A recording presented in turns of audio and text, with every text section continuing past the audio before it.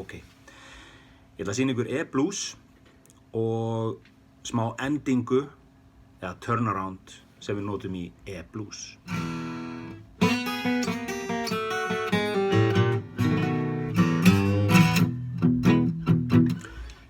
E-blues, þetta 12-takta blues og svo höfum við það þannig að í 2 síðustu töktunum getum við notað turnaround eða einhver endingu.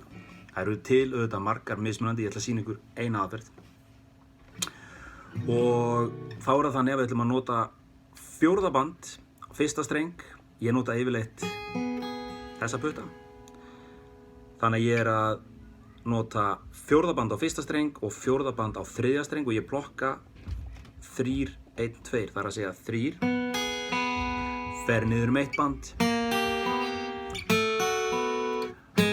og spila svo á 1. band, 3. streng eða slæ hljóminn og spila svo á 5. streng, opin A, 1. band og 2. band og slæ svo jafnvel bara B7. hljóminn. Prófum þetta aftur.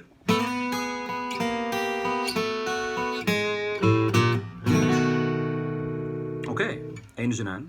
Gott að slæta upp á 4. band, það er svolítið cool. Getum slegið hljóminn.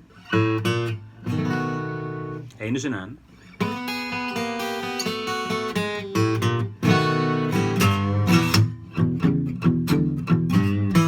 Ok, einfalt og gott.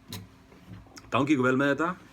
Spilið bluesinn, 12-takta bluesinn og þið getið séð skjal hér í lýsingu þar sem að formið er til staðar og í 2 síðustu töktunum í staðinn fyrir að spila hljómana farið í turnaroundið, endinguna. Gangi ykkur vel með þetta.